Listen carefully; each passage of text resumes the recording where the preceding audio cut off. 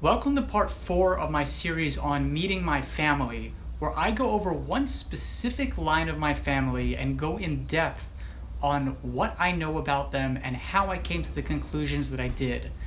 The reason that I'm doing this series is so that you can get a good understanding for how different the results and tactics that have to be used to trace each individual family line. Last episode I talked about my Mielnicki family from Wasilków, Poland, near the city of Bialystok. And this episode I'm going to be talking about the family of the partner of Ara Mielnicki, Alti Lewin, who came to the United States after her husband had died. I'm Yona Paley and I believe genealogy is fun. And on today's episode, I'm going to be telling you what I know about my Lewin family from the Bialystok region of Poland.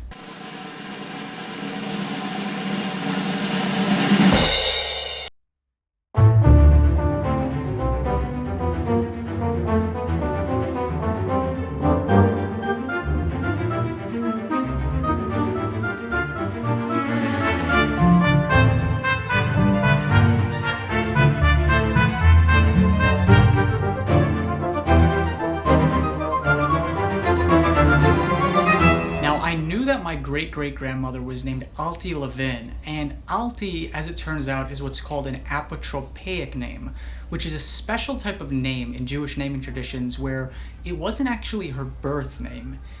It's a name given to somebody usually for some sort of superstitious reasons.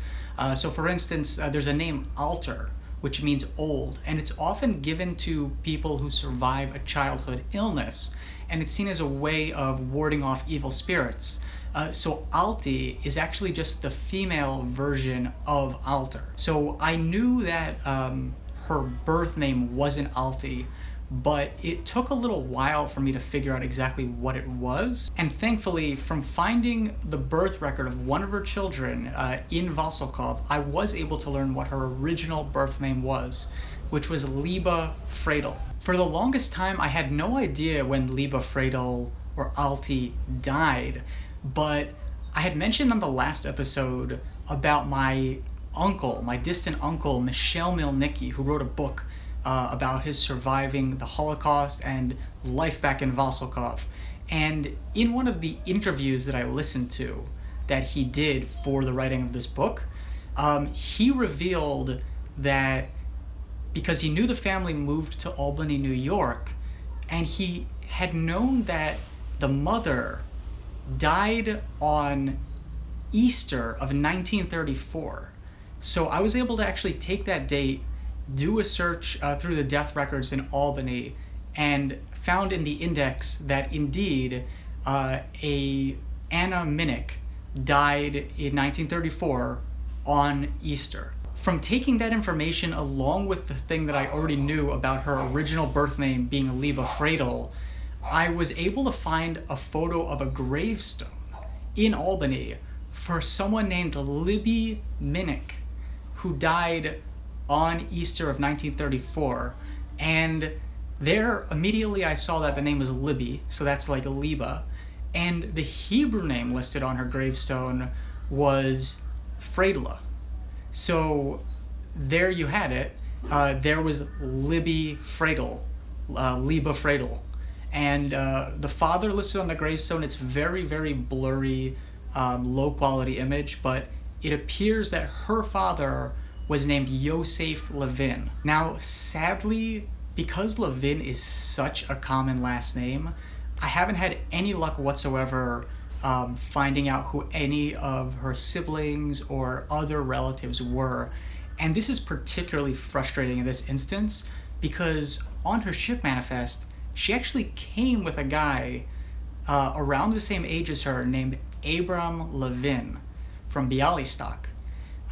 And I don't know if this is a brother of hers, a cousin, because I had essentially no luck whatsoever finding out when he died or finding any document that could really link him to her besides the fact that he arrived on the same ship as she did. And in fact, many of the Minnick children on their ship manifests also list Lewins, as either cousins or uncles. And because Lewin is just an insanely common last name, even for that region of Bialystok, there's like over 1,000 records just for that last name alone, and they're not all the same family. You see, Lewin refers to someone who's from a Levite line, so it's a name that pops up commonly among Jews all over Eastern Europe. So figuring out like which Lewin is related to what other Lewin is a nightmare. It's the equivalent of a last name like Smith.